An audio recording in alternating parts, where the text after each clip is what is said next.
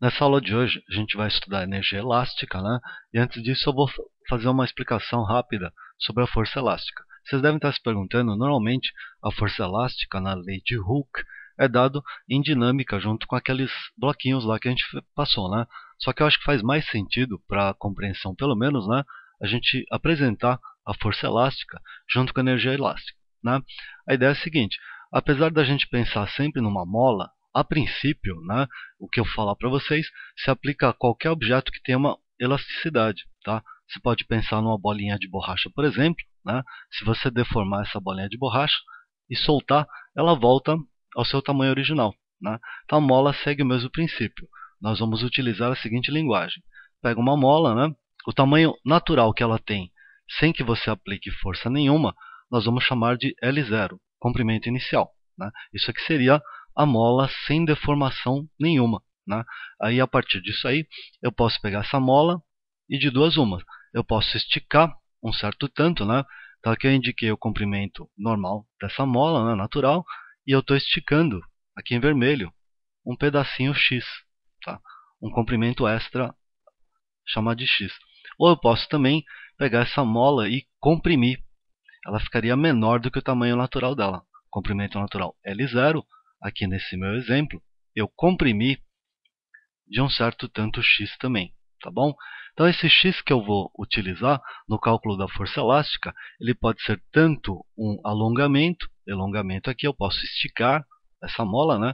Quanto pode ser também uma compressão, tá? Esse x aqui representaria o quanto a mola ficou comprimida em relação ao seu comprimento inicial, tá bom? Aí a equação da lei de Hooke, né, diz que a força elástica vai ser sempre Kx. Né? Esse K, para vocês entenderem, o nome disso é constante elástica, né? Ou elasticidade.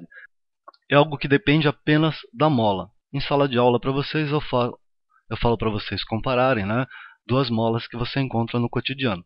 A mola que você encontra na sua lapiseira, se você desmontar a lapiseira, né, você vai ver uma molinha pequenininha. E compara essa mola com as 4 molas que você tem no seu carro. Né? As 4 molas que você tem no seu carro estão juntas do amortecedor, né, dos 4 amortecedores. É fácil de você enxergar. Né? Se você comparar essas duas molas, o que você percebe? A molinha da lapiseira é muito mais fácil de você fazer isso aqui ou isso aqui, tanto para esticar quanto para comprimir.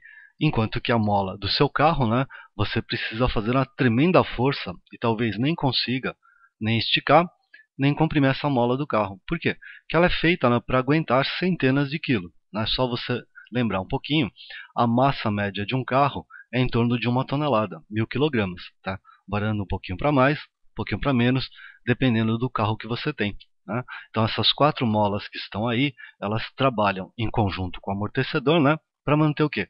Para manter o carro nivelado em relação ao solo. Né? Como é que ele faz isso? Né? Como é que essas molas fazem esse trabalho? Uma das características que a mola tem é toda vez que você aplicar uma força, por exemplo aqui, se eu aplicar uma força para a direita, para esticar essa mola, a mola vai puxar minha mão de volta para a esquerda. Ela tem a tendência de voltar sempre para o comprimento natural dela. Isso é claro, respeitados alguns limites, né, que seria o limite de elasticidade que essa mola tem. Se você pegar a mola da lapiseira, por exemplo, e puxar muito forte, você vai esticar e ela não vai voltar. Né? Ela vai perder essa elasticidade aí.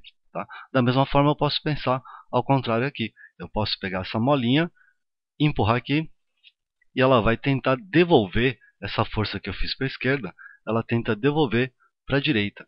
É por isso também que essas forças elásticas são chamadas de forças de restituição. Tudo bem que vocês ainda não pagam imposto de renda, né? Mas a palavra restituição, ao pé da letra, significa isso, devolução. Né? Essa força aqui, ela tenta sempre devolver a força que você fez para provocar essa deformação aqui. Então vamos analisar um pouquinho mais de perto essa formulinha. Né? A força elástica vai ser uma constante que depende da mola. Nós podemos pensar essa constante elástica como sendo a dureza da mola.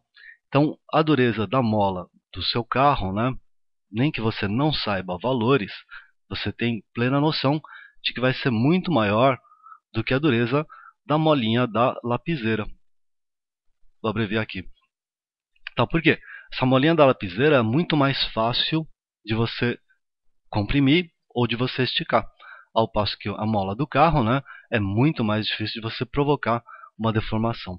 Voltando na formulinha, então a força elástica que a mola vai devolver para você vai depender da dureza dessa mola, da constante elástica, e do quanto você deformar essa mola.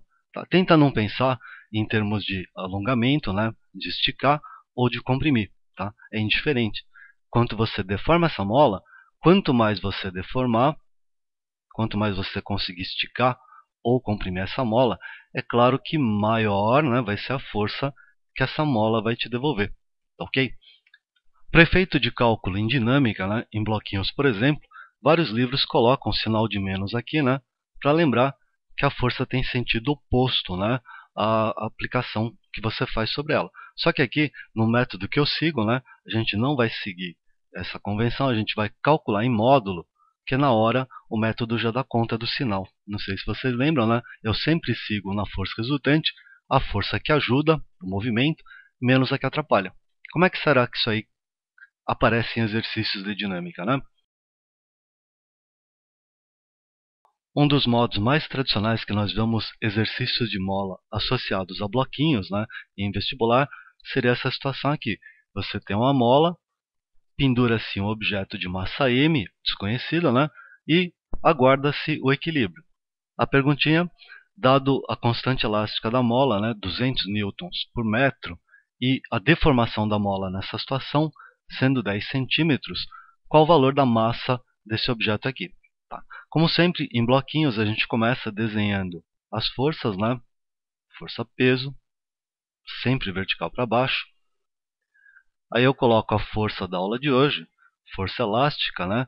Se você puxar a mola para baixo, a mola, terceira lei de Newton, né, puxa o bloquinho para cima. Então a força elástica aqui é direcionada na vertical para cima. Como isso aqui se encontra em equilíbrio, né, nós podemos dizer que a força amarela é igual em módulo à força vermelha. Em outras palavras, a força elástica é igual ao peso. Se eu abrir as equações lá, força elástica Kx, peso, massa vezes a gravidade. O valor do K, 200. Aqui na dinâmica, você lembra, a gente só trabalha em sistema internacional, né? Então 10 centímetros transformado para metros seria 0,1. Divide por 100, né? Metros aí. A massa eu não conheço e a gravidade é 10.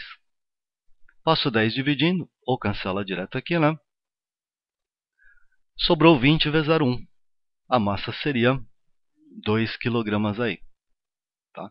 Só que é um modo natural de aparecer em vestibular dessa forma, por quê? Porque a mola é utilizada no dia a dia, entre outras coisas, né, para fazer uma balança. Né? Aliás, uma balança diferente daquelas balanças antigas, mais ou menos seria isso. Seria uma molinha no qual você pendura um objeto, só que aí você teria uma régua graduada aqui, né?